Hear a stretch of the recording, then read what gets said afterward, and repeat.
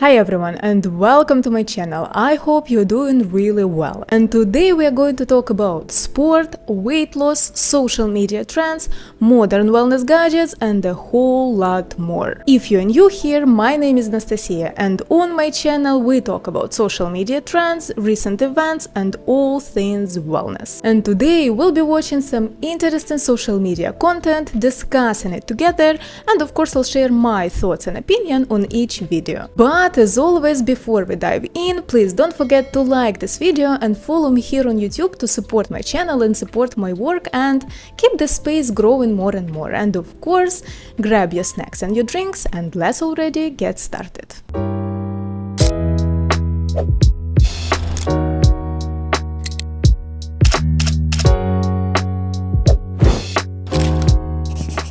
Well guys, I prepared my laptop already with all the content we're gonna watch today because I'm sorry, I don't have a second phone. So let's see what do we have first. The only thing standing between you and your dream body is Ozempic, steroids, Photoshop, photo editing, a bunch of gym clothing and accessories that have no functional utility but make your photos look really good on Instagram, height, genetics, falling deeply and irrevocably in love with someone and then having them break up with you so you have more motivation, friends that are hotter or more successful than you, also for motivation, a completely new gym routine because you stalled out on this one several months ago but you're too attached to it to evolve, the money to afford all the protein and supplements that you want to buy, and spending more time on social media where everybody is hotter and funnier than you, so you feel bad about yourself, which motivates you even more. I honestly love how this guy is mocking the wellness industry, because we are all sold this idea that getting a dream body is about a protein shake, cute outfit, and the right workout, But in reality, getting a dream body is much more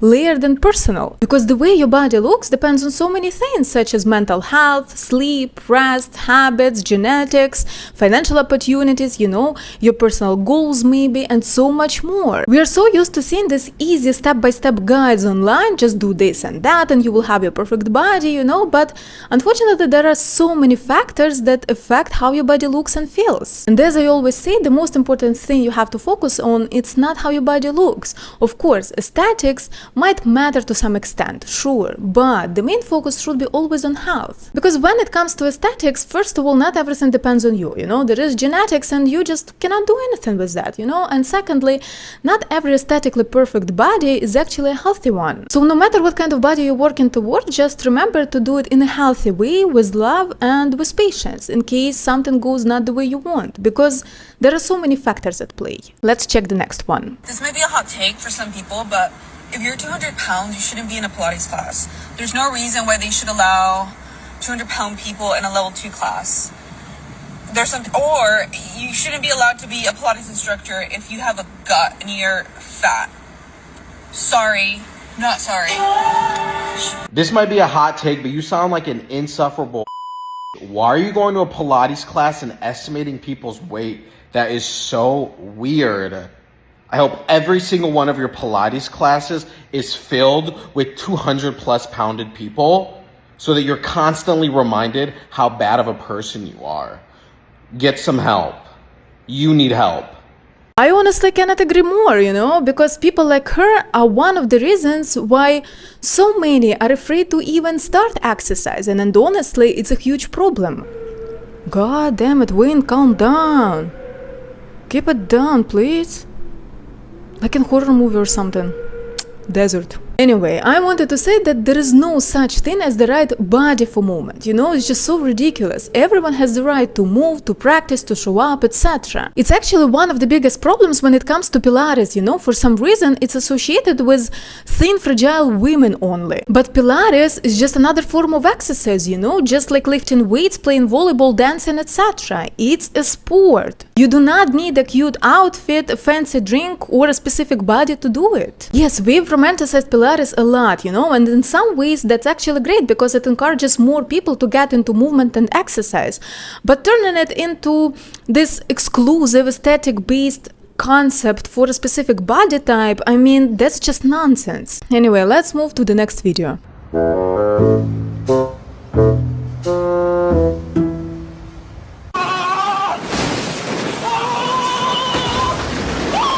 Okay, this video is really funny, but also is pretty terrifying at the same time. Because this bracelet is a perfect example of how far the culture of control and shame around the food and bodies can actually go. Because like, first of all, when you punish yourself for eating, your brain enters the state of stress. And that means more cravings, poor sleep, messed up habits, and the slower progress overall. I have one of these shorts where I was already talking about it, I was saying that punishment leads to obsession.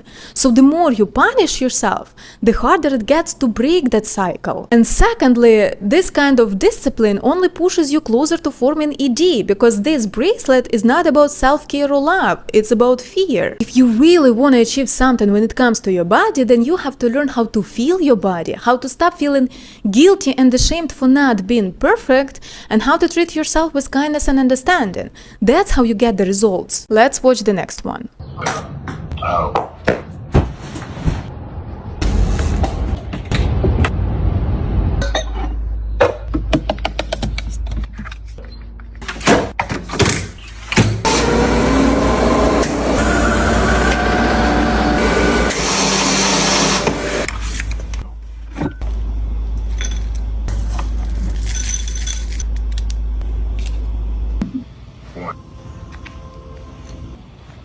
Look, having an ice cream machine at home can be nice if you love throwing a party or having friends over from time to time, but if not, then it looks pretty excessive to me. I mean, do you really need that much ice cream at home? And secondly, this will work only if you have healthy relationship with food, because if you struggle with food, having so much ice cream at home can lead to binging and later to guilt and shame. If you know, you know. Of course, it's your choice what and how much to eat, but as I said, I think it's a bit excessive and honestly not really healthy. Because as a person who had ED in the past and managed to heal relationship with food, I'm telling you, I would probably finish this ice cream in a week or something. Let's move to the next one.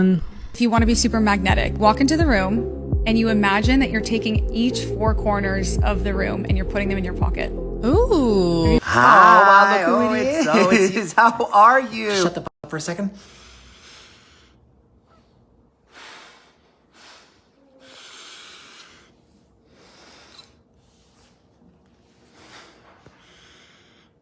That's why I don't review typical self-help books on my channel, because sure, they might have some useful tips, but most of the time they're just awkward, impractical, and really weird in real life. From my experience, I can tell you that this confidence, charisma, that spark in your eye don't come from these little tricks. They come from standing up for yourself, from setting boundaries, from building a life you love, from doing what makes you happy, from knowing who you are, expressing yourself, being your authentic self. That's the recipe you need. Because like in my early 20s, I've been reading a lot of the self-help books and learning a lot of tricks like that, and still I hated myself, I wasn't confident, I was ashamed, and I had lots of insecurities, none of it really worked. Because tips like that usually teach you how to wear a mask, but not how to actually heal yourself, and that's the actual problem with it. Let's watch the next one, guys. When I was 15, I decided I needed to pick up some form of exercise because I just wasn't doing anything. So you think gym, walk, run, no. I would go into my living room, play music for an hour, and interpretive dance. Not only did this work me out to the point of a very intense sweat, but it was so fun. It was like the best exercise I've ever done. I'm gonna go show you, come on. Before I show you anything, the aim of this was never to try and be the best dancer out there. No. I was just trying to move my body to the beat of my own drum. Okay, we're just gonna shuffle. Too easy.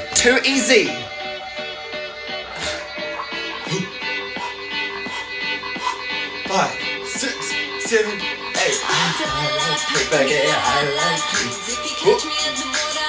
What? Oh, that's kind of good.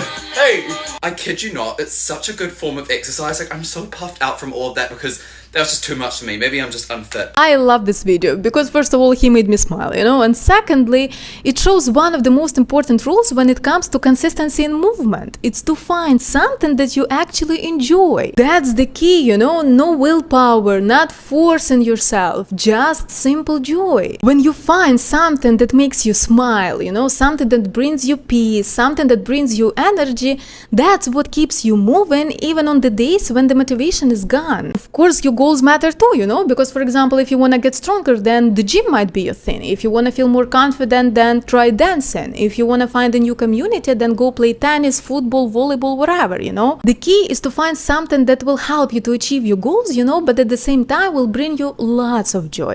That's how you stay consistent. Let's watch the next one, guys.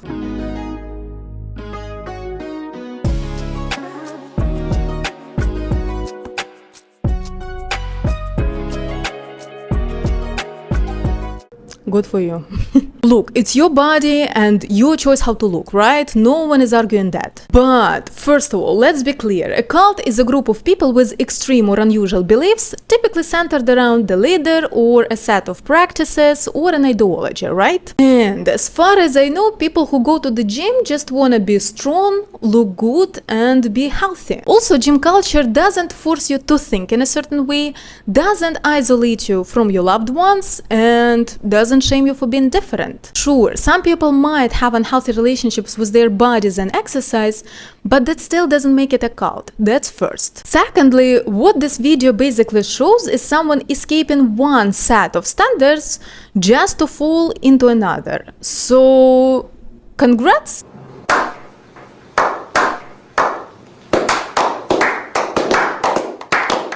And thirdly, it does come off as shaming people who go to the gym, you know, and that's just judgmental. As I said, you can look however you want. It's really not my business, you know, but this video frames femininity as the only right way to be a woman. I mean, we could absolutely start unpacking the issue of fragile femininity, you know, but first it will take me lots of time to talk about it, and secondly, it's honestly disgusting to even think about it, if you know what I mean. Fragile femininity.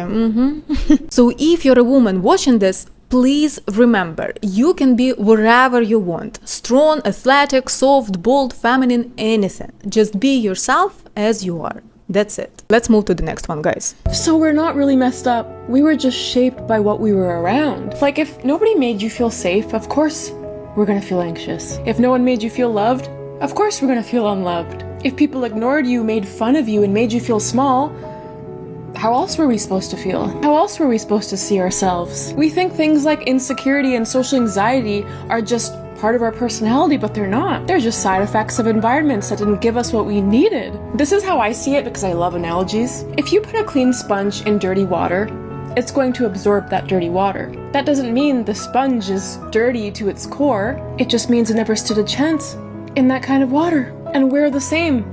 We absorb what we're surrounded by. So it's not who we are. We just had no other option. And this is why I'm sharing it. When you realize that it wasn't you, it was your environment, we can finally change. We don't have to keep seeing ourselves through other people's damage because we were never the problem. We were just soaking it in. And I guess healing is kind of when we start squeegeeing it all out so we can be the real us. I really love this video and genuinely wanted to share it with you because it's just so beautiful and carries such an important message. One that I truly believe can help you to start accepting yourself. We so often think that something is wrong with us, especially when we feel anxiety, fear, when we have insecurities, or when we have certain personality traits we don't like. But it's so important to understand that these things are not your flaws or failures. They're natural responses to the environment we grew up in. Because I know it from my experience, for a long time I thought that something was wrong with me, because sometimes I was too emotional, sometimes I was too rude, you know, when standing up for my boundaries, or for example, very often I was too distant with people I really loved. I truly believed that something was off with me until a few years ago I heard such a beautiful thought. It said something like, we don't just become the way we are by chance.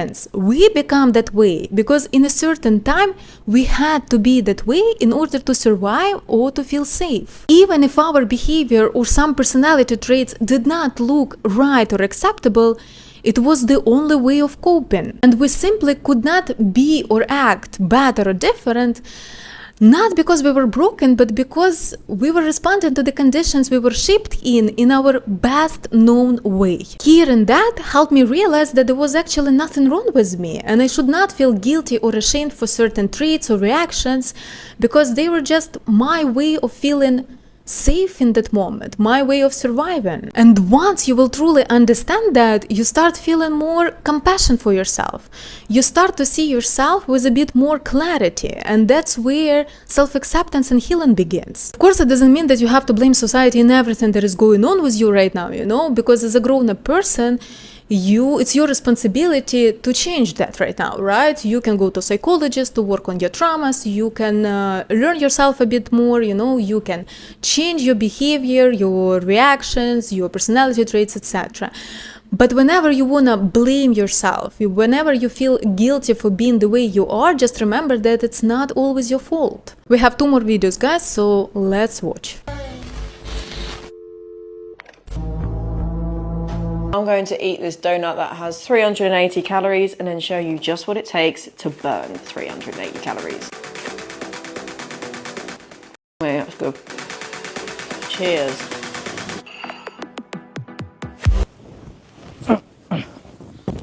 Sorry, were you expecting me to go do some running?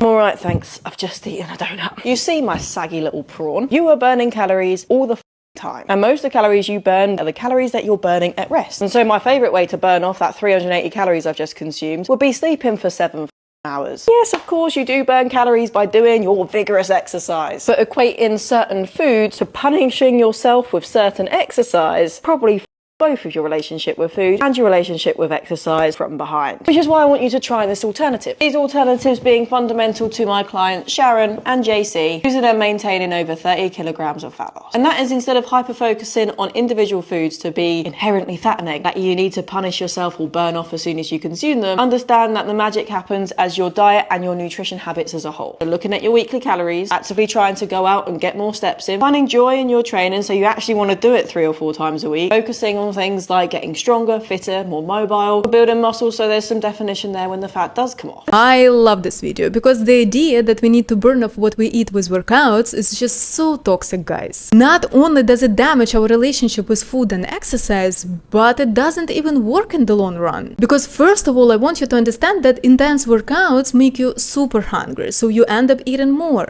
And on top of that, you're usually so tired afterward that you move less during the rest of the day. So in the end, you don't actually burn that many calories, and plus you feel completely drained. And secondly, this idea of being perfect, the idea that you have to make up for every imperfect meal, really hurts you rather than helps you. Because it keeps us stuck in the cycle of guilt and punishment. We push ourselves too hard, we burn out, we get stressed, and eventually we have a breakdown. So as I said already earlier today, just be kind to yourself, enjoy what are you doing, stay consistent, and you will get your results. And we have the last video for today, guys, so let's already watch it. I know what you're thinking. Oh my god, she's so clean, girl. Look at her skin, look at her outfit, look at her environment. Baby, it's all a lie. I'm lying, I'm faking. This hair right here, 5 days worth of hair grease.